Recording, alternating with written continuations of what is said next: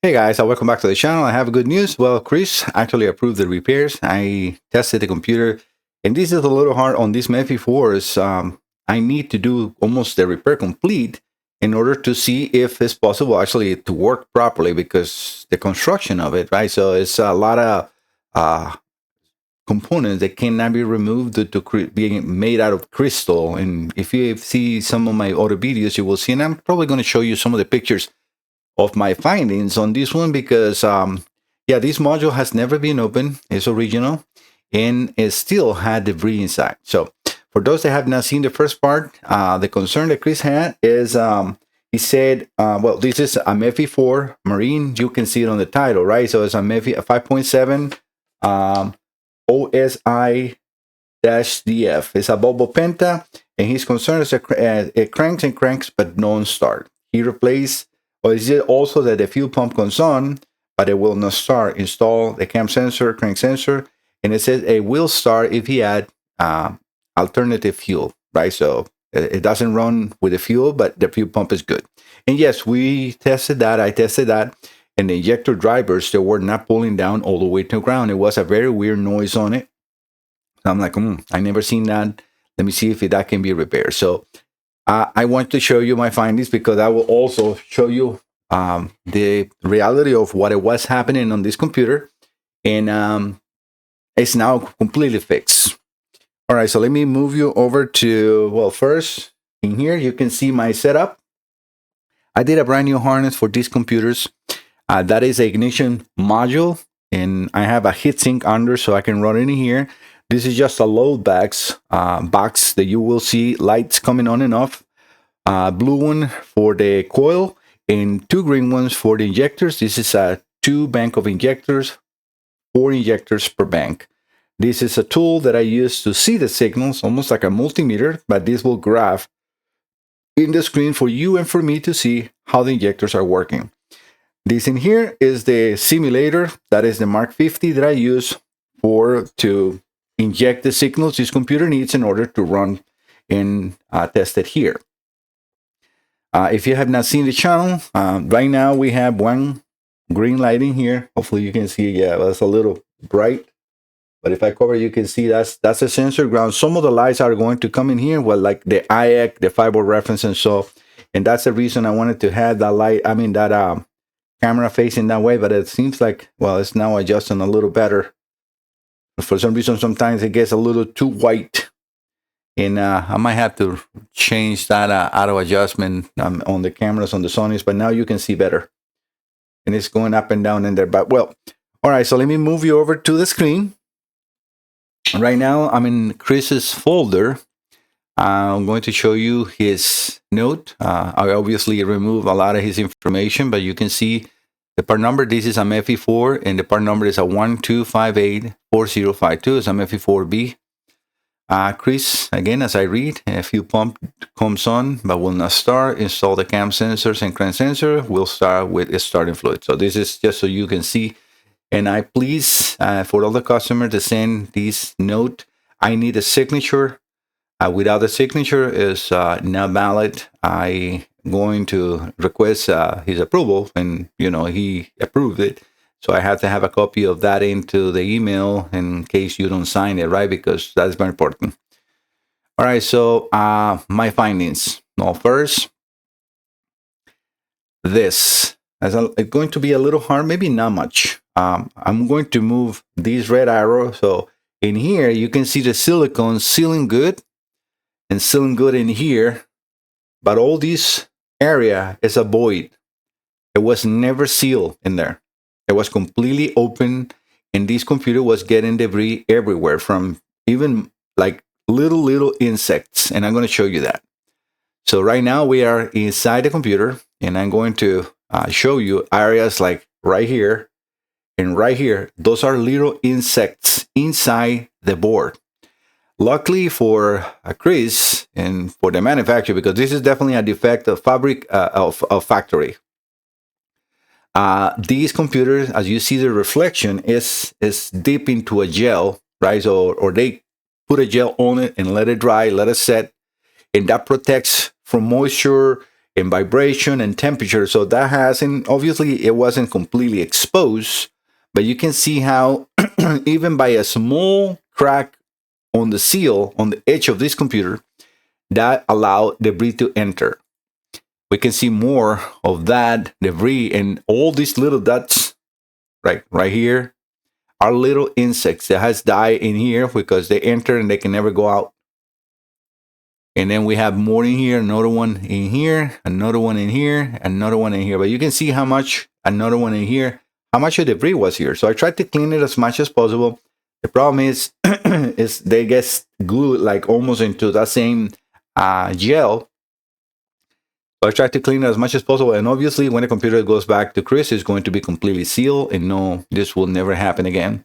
But yeah, you can see, look at this one right here. You can almost see the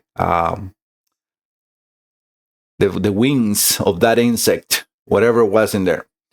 All right, so that is what I wanted to show you. All right, so let's go into the test. All right, I'm going to put the Diacom, which is the diagnostic for this vessel, or the ones I use here. And I'm going to put the picoscope. The picoscope is now running.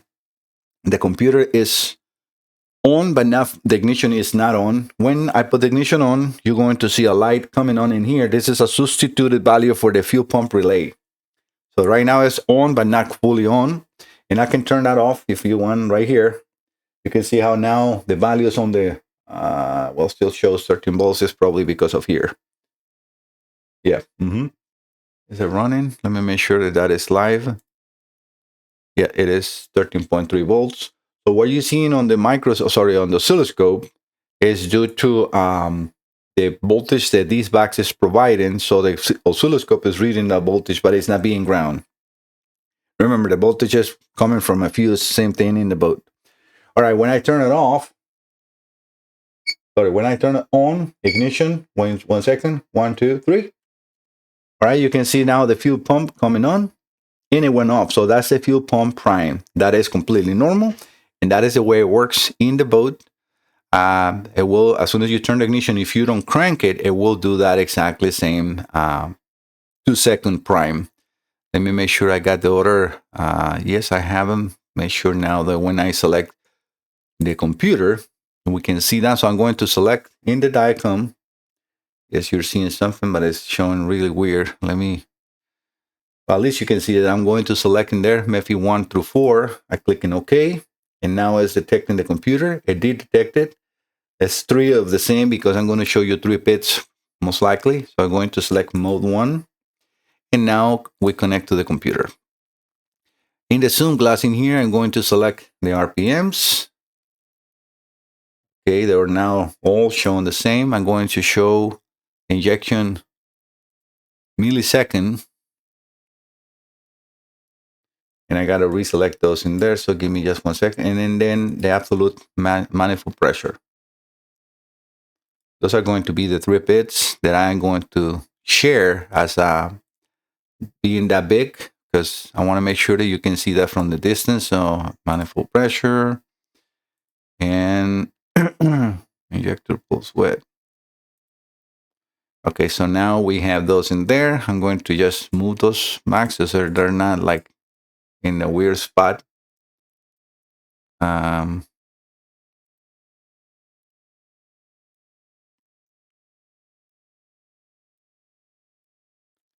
Just going to move it and make it a little smaller so I can fit the 3 of them there.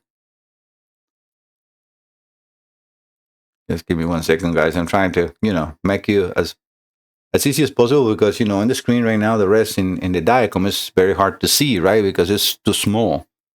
I did the same thing on the oscilloscope in the upper section. You can see the maximum values are, and then also the low pulse width, only on bank A, but we will see if both injectors now run. All right, so I'm going to inject the signal. All right, we have now a nice and good injector signal. I have to increase the RPM because right now we're in 152 RPM. I want to go around 650 at least. That is going to add more and more signals on the screen. Okay, we're in 650 now. And we can now see the pulse width is around 3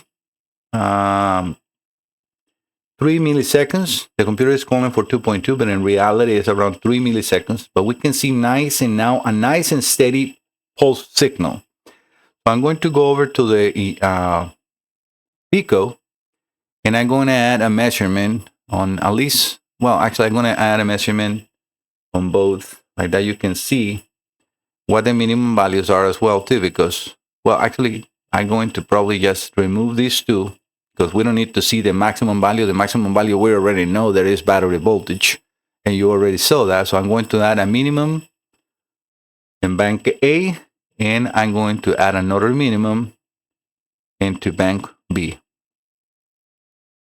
All right, so now we have first the injection millisecond, and then the minimum voltage in both banks. And we can see how now those drivers are being pulled completely down to ground. And this is great because that was not there. These injectors were being pulled to like 11, 10.5 volts. So it was pulling it a little bit, but not much. Both banks. So that's why the boat was not running. And now we have a completely healthy running computer. I want you to see here.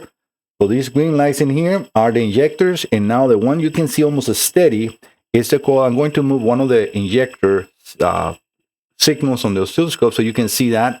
I also wanted to show you that inside here, or in the upper simulator, the IAC A and IAC B are working. The 5 volt references there's, and everything is working perfectly. So in here I got knobs that I can adjust the MAV, the coolant, etc.